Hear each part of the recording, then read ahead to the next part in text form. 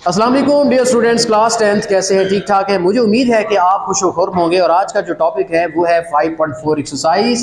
5.4 exercise में एक article है ऑर्डर्ड पेयर और दूसरा है कॉटियन प्रोडक्ट। ऑर्डर्ड पेयर क्या होता है? मैं यहाँ इसकी डेफिनेशन लिखता हूँ। If X and Y are two numbers, अगर x और y कोई से दो नंबर्स हैं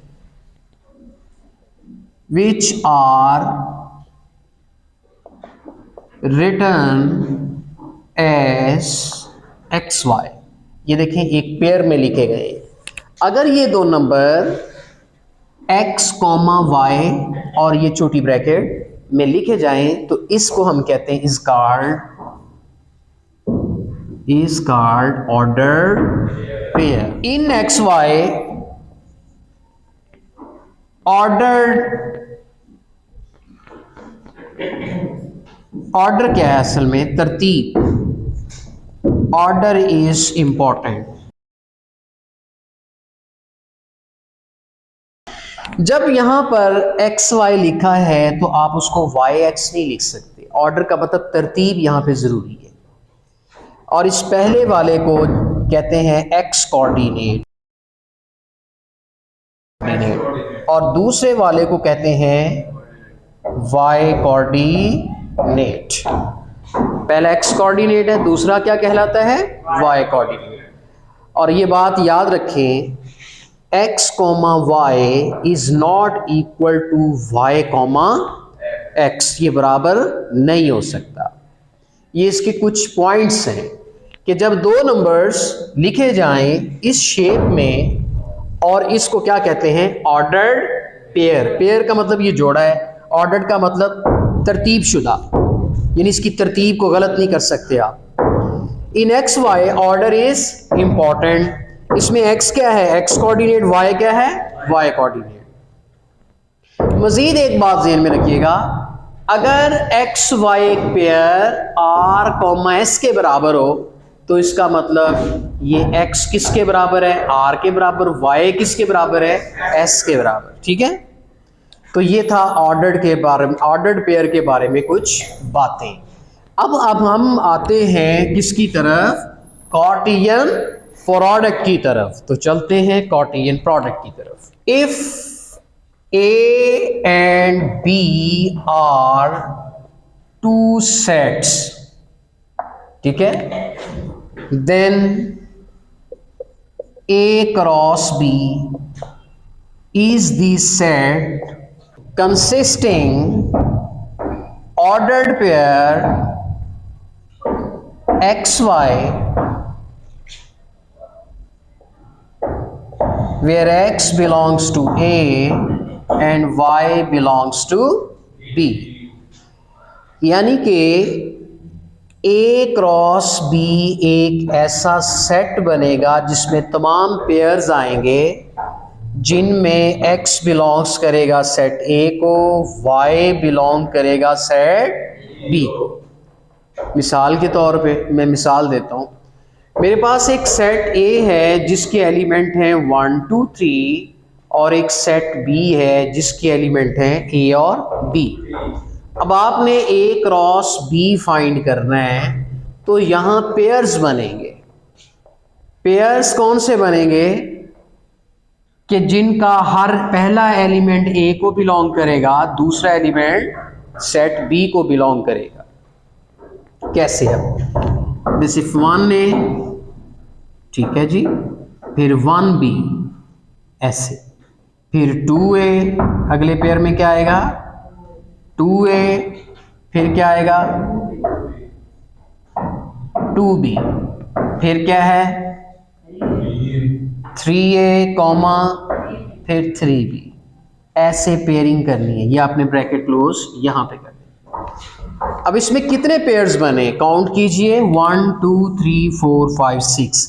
क्यों 6 बने? क्योंकि इसके एलिमेंट्स 3 हैं, इसके एलिमेंट्स 2 हैं। 3 2s आर 6, तो 6 पेयर्स बनेंगे। अब एवरी पेयर जो है उसका पहला एलिमेंट किसको बिलोंग कर रहा है? A को। दूसरा एलिमेंट किसको बिलोंग कर रहा है? बी को। जौन सा मर्जी पेयर चेक कर लें, ये लास्ट वाला पेयर चेक कर लें, इसका पहला एलिमेंट किसको बिलोंग कर रहा है? ए को। दूसरा एलिमेंट किसको बिलोंग कर रहा है? बी को। यानी इसमें तमाम वो पेयर्स आते हैं जिसका पहला एलिमेंट ए को बिलोंग करता है, दूसरा बी को। तो ये है इसकी सेट बिल्डर फॉर्म। तो ये हमने किसके बारे में पढ़ा है? कार्टेशियन प्रोडक्ट के बारे में, साथ में ये एग्जांपल भी हो गई।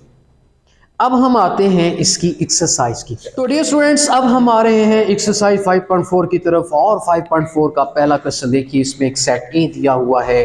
पहला क्वेश्चन देखिए, सेट ए में एलिमेंट्स हैं ए बी और एक सेट बी दिया हुआ है जिसमें एलिमेंट्स क्या हैं? C D. और आपने फाइंड क्या करना है? A cross B. तो कैसे फाइंड करेंगे? पहले ए के एलिमेंट, ए का पेयर सी के साथ, फिर ए का पेयर डी के साथ। देखिए, ए का पेयर सी के साथ, फिर ए का पेयर डी के साथ, फिर बी का पेयर सी के साथ, फिर बी का पेयर डी के साथ। ऐसे पेयर्स में लिखना है, ठीक है। पहला जो एलिमेंट है वो ए को बिलोंग करना चाहिए, चूंकि हम ए क्रॉस बी फाइंड कर रहे हैं। इसके बरक्स अगर हम बी क्रॉस ए फाइंड करेंगे तो उलट हो जाएगा।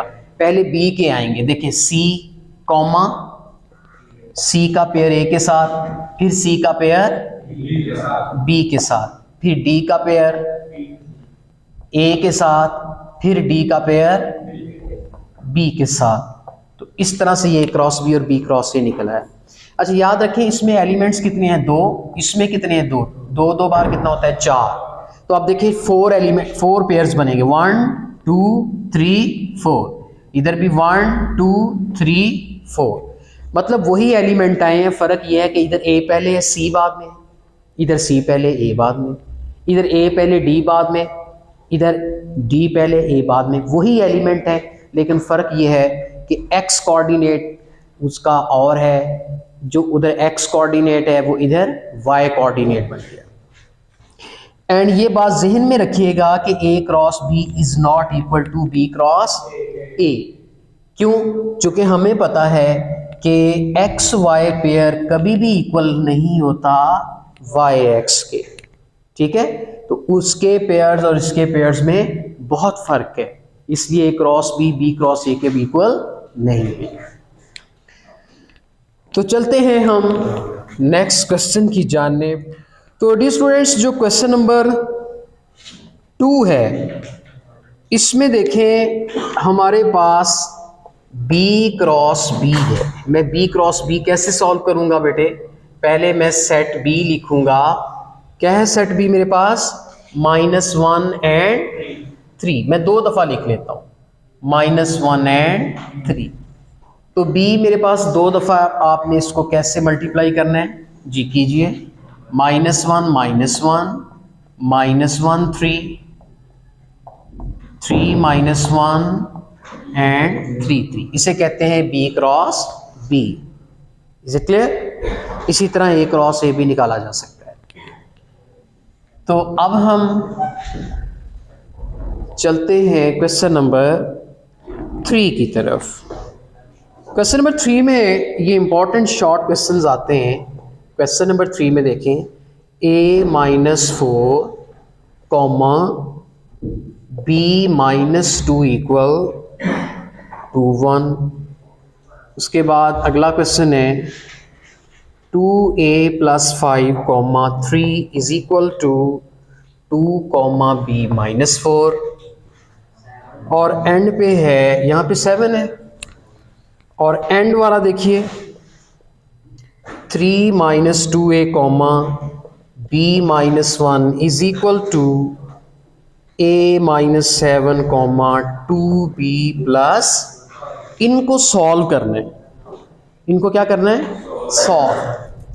अच्छा, मैंने बोला था कि जब एक पेयर दूसरे पेयर के इक्वल हो तो इसका मतलब उसका एक्स कोऑर्डिनेट इसके एक्स कोऑर्डिनेट के इक्वल, इसका वाई कोऑर्डिनेट इसके वाई कोऑर्डिनेट के इक्वल। चलिए, A-4 किसके इक्वल? 2 के इक्वल। आगे B-2 किसके इक्वल? 1 के इक्वल। यहाँ से A की वैल्यू 4 माइनस का उधर जाके प्लस का हो जाएगा। A की वैल्यू क्या आ गई? 6। यहाँ से B की वैल्यू 1 में 2 ऐड होके B की वैल्यू कितनी आ गई? 3। लो जी, ये कंप्लीट।